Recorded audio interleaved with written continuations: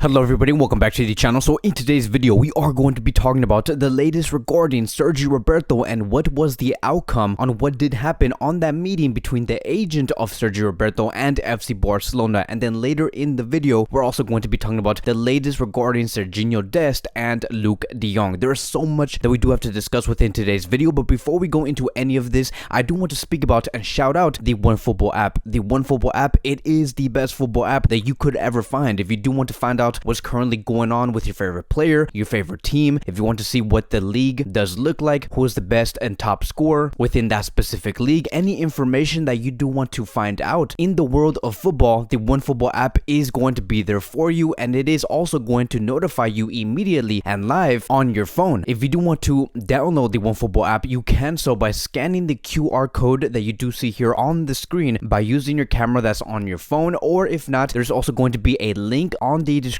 box down below and in the pinned comment that'll take you straight to the app store. You can download the OneFootball app, set who you do want to follow, turn on the notifications, and then you'll be set and done from there. All of this is for free. It is a great football app. You guys will not be disappointed. But now let's get back into the video. So let's talk about Sergi Roberto, right? And talk about the latest regarding this player, because right now the whole idea for Barcelona is they want to renew Sergi Roberto. Xavi has asked Joan Laporta that yes, I would not mind keeping Sergi Roberto. I do have a specific plan for this player, and there has been a tug of war between the agent of Sergi Roberto and the club, because that first offer that was given and lended by Barcelona, the agent did not accept it for whatever reason. And there has been many rumors about the agent not being happy with the contract that was proposed, because it could be maybe of the term of the contract, it could be because of the wages. Another reason could be that, oh, my player's not going to be very important for this club, like he's barely going to be seeing any minutes, and maybe the player does not want to see that also. So it could be for a multitude of reasons. And so a meeting did take place earlier today to really assess the whole thing, to really try and find that agreement with this player. This has been a meeting that was scheduled since like the past 2 weeks, and it has finally been taking place today, and now this is the outcome when it came to this meeting. And it does say here, according to sources in Spain, there has been no progress in today's meeting between Barcelona and Sergi Roberto's agent. The positions are very distant as Barcelona's offer is very low. Sergi Roberto wants to stay, but he doesn't rule out leaving. A new meeting has been scheduled for Tuesday next week. A renewal is very complicated, but it is not completely broken. So this is a moment, right, where many of us can say, yes, Sergi Roberto is not going to continue until past this summer. He could be leaving and go to a different club. And many of us do have that feeling, right? So like, I get that many of these reports do give us that feeling that maybe the agent and the player are not happy with the salary that is being lended. But I do think that one of the reasons on why the agent keeps rejecting and why there hasn't been any progress with these renewals, it is because they are seeing that he is not going to be as important for Xavi's Barcelona like he used to be. Because maybe the whole idea that Barcelona are having with this player is that, okay, yes, he is going to be in the squad, but he is going to be a plan B player. He's going to be seeing a lot more of the bench than ever before. He's going to be considered as that fifth option. So yes, we're going to be having Gavi, Frankie de Jong as options, and then having Pedri as another option, and then having Ricky Puig as another option, and then having Nico Gonzalez as another option. But if all of those players are injured, then we can finally introduce Sergi Roberto, and that gives Sergi Roberto like a really bad feeling, because he is going to be considered as a 6th, 7th, 8th option after those players, and he probably does not want to see that. And especially when you know that you are considered as one of the captains of FC Barcelona, and he could be questioning, okay, why am I even here? Like, obviously I'm going to be the 8th or 9th option within this squad. There is no reason for me to be the captain of Barcelona. You look at Piqué, you look at Busquets, you look at Jordi Alba, all who are captains for Barcelona, and they're seeing all of the minutes. Why would I be here when I'm going to be seeing around 1,000 minutes per season? And so maybe he's going to want to make that ultimate decision and say, I'm going to be going to a different club where I can't be seeing a lot of minutes, which does make a lot of sense because he is 30 years old in the prime of his career. So whatever does happen regarding this player, whether he's going to be continuing, yes or no, we are going to be talking about it here in this YouTube channel. Now let's move on towards Sergino Dest, because I know that many have been dying to hear what is going on with this player. Dest is extremely missed. He has been showing a lot of promise. He has been showing that he has improved a lot lately, and many have asked when could he return, because we look at Dani Alves, he cannot play in every game. He cannot play a full 90-minute match, and he's not even registered to play in the Europa League. And so usually when we are playing those Europa League matches, we either have two options: Sergino Dest playing as the right back or Araujo playing as the right back. But Dest, as of now, he is currently injured, which only leads us towards one option, which is Araujo playing as the right back for Barcelona. So it just just shows you, right, that Dest is needed. You look at we even look at the previous game against Levante. Did we all not just see like Dani Alves almost injuring himself because of how he tried to pass it towards one of the players, one of his teammates? He almost injured himself and sprained his ankle. So he cannot deliver like he used to, and that's okay because he is 37, 38 years old. He is playing in the highest level of football, and we are going to be seeing those moments where we're like, okay, yeah, he's a little too slow. Okay, yeah, you could have done that a little bit faster, which is again very normal. But this is why we do need someone like Sergino Dest, who is fast, who is athletic, someone who has football ability. And so it does say here, according to Javi Miguel, that when it comes to this game against Frankfurt, which is going to be happening in about 1 to 2 days, it does say here that Dest is out for Thursday's game against Frankfurt. The American has not joined the group training yet. His absence will force Xavi to play Araujo as the right back again, with Piquet and Eric Garcia as the center back pairing. So it is true, we are most likely going to see Araujo play the right back position again against Frankfurt on Thursday at the Camp Nou. It's not the worst idea because I do think that when he plays in that position, he is very solid, but we just lack that offensive threat on the right side in terms of crosses, in terms of take-ons. If we see Araujo play the right back position, we're most likely going to be seeing Xavi form a 3-4-3 with Araujo, Piquet, and Eric Garcia becoming that three-man defensive line, and we're going to be speaking about this way more in the pre-match preview between Barcelona and Frankfurt. Because look, in that previous game against Frankfurt, we did see Araujo play as a right back, but we're going to have to discuss what can we do different. What do we have to do in order for us to be more as a offensive threat in that final third, with Araujo defending well and also bringing something to the attack? Because we look at the heat map here of Araujo against Frankfurt, he barely was up top, he barely was making those crosses, he barely was even seeing the final third area. So do we push him higher, or do we just keep him in the exact same position, which is to cover that defensive third, which is going to be our own half against Frankfurt? Could that hurt us? Could that hurt our offensive threat? Can Dembele be capable enough to be the only threat on that right side? So there's so many questions. All of this is again going to be discussed in that pre-match preview against Frankfurt. And now let's move on towards the next topic, because we are now going to be talking about Luuk de Jong. And it does say here, according to Rack 1, within Barcelona, they say they have not made any decision on Luuk de Jong and whether or not they'll buy him permanently. Sevilla haven't been informed about anything either. Sevilla and Barcelona are waiting for the competitions to end at this very moment. So I'm not really here to speak about and basically discuss whether Luuk de Jong should be staying and what should be like the tactical approach of Luuk being in this team for next season. I just want to ask everyone here, do you believe that Luuk de Jong should stay in Barcelona? Because in my opinion, I'm just going to admit it here that I have said before, way before Luuk de Jong was delivering results like this, that Luuk de Jong is not needed, that he shouldn't be staying, and that we have other options like Aubameyang now, that he's going to be scoring way more goals than Luuk de Jong. We're going to be getting Erling Haaland, but at the end of the day,